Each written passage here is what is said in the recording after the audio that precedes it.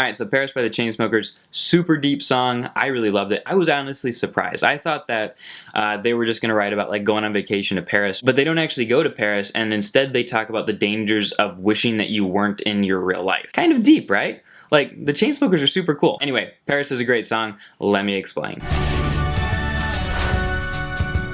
Hey everybody, my name is Clifford Stemming. I'm the Pop Song Professor. Welcome to my channel where we're all about helping music lovers like you to understand the deeper meanings of popular songs so that you know what your artists are saying and can enjoy your music more. Today we're talking about Paris by the Chainsmokers, as suggested by my new best friend, Thomas J. But before we get started, I wanted to show you these headphones. These are Tweed's headphones. They're my absolute favorite type of headphones I've ever worn. They're braided so they don't twist or tangle, and you can get them for 10% off if you use the discount code Hear the Meaning at the link in the description. And to start off, the Chainsmokers actually have some definitions of the word Paris themselves. It doesn't necessarily mean that place in France, but they defined it as a sentimental yearning for a reality that isn't genuine, wishful thinking, romanticism, nostalgia, and an irrevocable condition for fantasy that evokes nostalgia or daydreams. So, Paris is a state of mind for people that causes them to wish for something that's not real, but maybe better than where they are right now, or at least that they think is better. They also explained on Twitter in response to a fan question, Paris is a metaphor for that place you go to where everything's okay. It's subjective, it's where those who don't understand you don't exist. So the Chainsmokers' Paris is an interesting place. It is very much a dream world and a fantasy world. But let's jump into the song because, like with a lot of what the Chainsmokers write,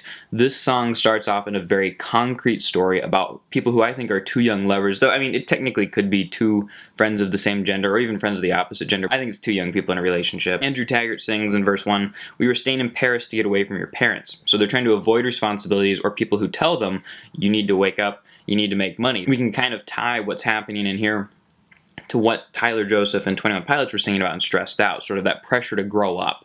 And they're feeling it here, but they run away to Paris, that magical place where they can have these daydreams. He's worried that they're not going to be able to figure this out. It's kind of a mess when they snap up from that dream for a second. And at the end he sings, "I don't know if it's fair, but I thought, how could I let you fall by yourself while I'm wasted with someone else?" So being lost in a daydream world is inherently a bad thing. It takes you away from reality, and it takes you away from being effectively able to help other people.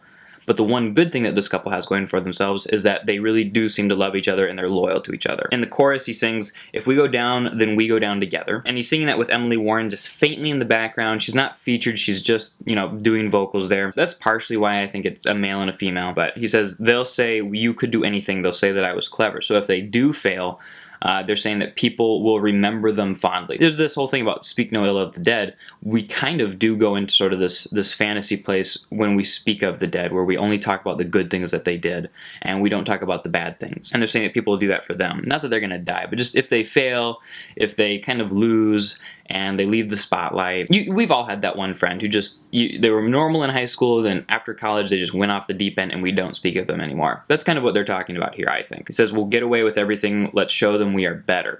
So people may have low opinions of them because of them kind of doing crazy stuff and, running away to Paris. But he's saying, we're going to overcome that, we're going to do a good job. We get into verse 2, the last unique stanza, where he sings, "You look so proud, standing there with a frown and a cigarette, posting pictures of yourself on the internet." Now this is a juxtaposition of two different ideologies. He's saying she looks proud. It's sort of like in a majestic way, sort of like an impressive way. And then posting pictures of yourself on the internet, which is oftentimes used as a symbol of vanity. The Chainsmokers are the people, after all, who wrote the song #selfie, which was all about the selfie craze, right? So they understand that vanity more than most people. And I really like this, because I feel like it gives it a no BS picture of who these people are. They're young, and they're trying to stick to some ideals, but they're also falling in others that they're kind of blind to. On our own, cutting class for the thrill of it, getting drunk on the past we were living in.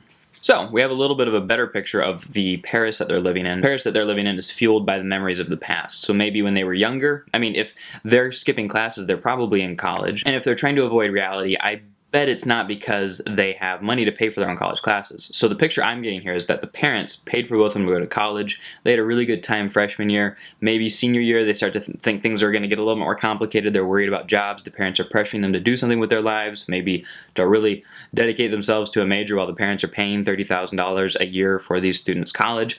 And so they leave for the summer maybe, and they're together. And they're going to stick together as they try to avoid the oncoming reality of adulthood. Now, that's not exactly what what happens. That's just the story that I like to think fits all of these other elements. But that seems to at least be close to the narrative that they're going for. And that means that overall Paris by the Chainsmokers isn't about Paris, it's about trying to recapture or trying to create a feeling of daydream or fantasy for something that you wish life were, whether it's from the past or something that you wish it would be in the future, and instead of living in the present and accepting the sometimes mixed reality of where you live. Man, the Chainsmokers, they are pretty cool. They've got some really deep stuff, especially for like young millennials growing up and coming into adulthood. Yeah, so listen to more of them. Hopefully you have a better understanding of Paris by the Chainsmokers. If that's something that you're excited about, don't forget to subscribe to this channel, check out some of the other videos on this channel, and comment below a song that you'd like to hear me explain in a future video. That's all for now. Thanks for watching.